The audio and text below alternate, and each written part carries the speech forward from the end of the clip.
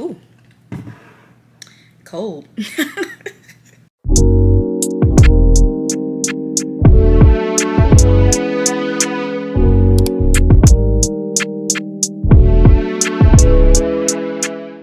Hi guys, welcome back to my channel. If you don't know me, my name is Nandi and I am a pediatric nurse practitioner. If you've been following along my journey, many of you know that I have been on the job hunt. So in the process, of course, I've been going on interviews, and I'm so happy to announce that I have secured my very first nurse practitioner job. Yay, I'm so excited. As I was going on my interviews, I thought it'd be a super great idea to just film a video for you guys and let you know the most common questions that I've been asked on my NP interviews, okay? Actually, another thing that I want to tell you guys, this video, in collection with others that are on the way, will be added onto a new playlist on my channel called Nurse Practitioner Tips and Tricks, okay? So if you are visiting this channel simply for NP information, just any tips, anything that I'm going to give you guys along the way, then check out that playlist, okay? And before we get into this video, I need everyone to pause right here and subscribe to the channel, you guys. Please subscribe. I'm so happy with how we've been growing, and you know, I'm super excited to continue to create content for you guys. So now that we are all subscribed, we subscribe, right? Yeah, okay. So now that we're all subscribed, let's go ahead and get into the video. The very first most common question, usually literally every interview that I've had has started off with this question. Number one, tell me about yourself. Now, I would use this as a time to talk about school, any past work experience that you may have, as well as your future goals, okay? Number two, what do you enjoy doing when you're not working? Great question. It's a great way for whoever is interviewing you to get to know you a little bit more. You can talk about reading. Personally, I talk about any reading that I may do, traveling, spending time with friends and family, of course. If you have any hobbies as well, that's a great time to talk about your hobbies. It's just a great way, you know, for people to get to know you a little bit deeper, you know, and to see what you're sort of up to, and to know, like, as a person, you're not just your occupation, if that makes sense. Like, you have a life, okay? Number three, why did you become a nurse practitioner? Great question, okay? And there's some other follow-up questions that I'm gonna let you know that I've been asked as well. So for this answer, there are a lot of things that you can talk about. You can talk about autonomy. You can talk about wanting to be active in your patient's care plan. You can talk about wanting to provide patient-centered care.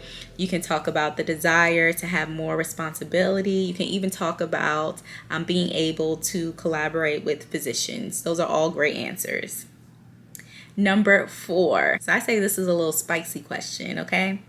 Why did you choose RN, NP, and not MD, PA? So that answer you really have to sit and think about. That's going to be a different response for everybody. That answer is just going to vary, okay? Personally, I talked about, you know, my experiences with nurses and just my journey in general. Number five, why did you choose your specialty?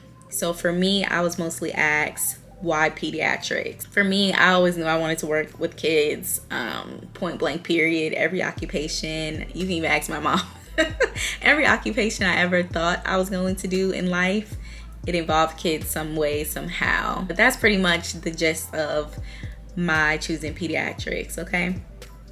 Number six, why do you want this job? Or they can also ask you, what makes you a good fit for the position, okay?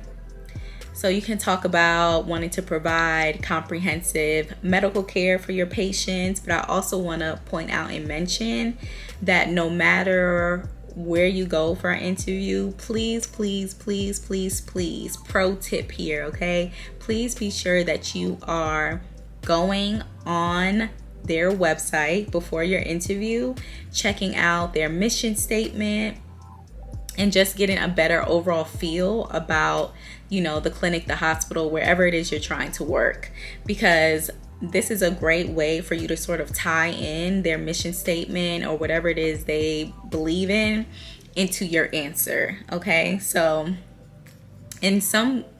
one interview I had asked me a follow-up question based upon their mission statement alone. So be sure you do your research on every single place you go into an interview for. It's just super important, and also it makes you stand out. They're like, oh, okay, like, he or she did their research. They're actually very interested as to, who we are and the care that we provide. So be sure to do that, okay? Number 7, tell us about a time you had a conflict with one of your coworkers and how you resolved it. This is a great question, okay? The tip that I have for you is just when discussing the conflict, you want to keep it short and sweet, okay? And mainly you want to focus on the resolution and how, based upon what that resolution, things were able to improve in the future with you and that coworker. Number 8, where do you see yourself in 5 years? So this is very important. And even when I was doing my own research about this question, people want to know that you're going to be working for them and not just be there for 3 weeks. Okay, like they want to know that you're not just there for a little quick resume boost and then you're out. Okay, like, So I would recommend that when answering this question, you at least mention the fact that, for the first 2 years, maybe 3, I really am just interested in gaining as much experience, as much knowledge as I can. So it lets them know that you plan on being there for a while. You're there to learn. You are there to gain your experience and just be the best provider that you can be by working. Okay, working and getting that experience, okay?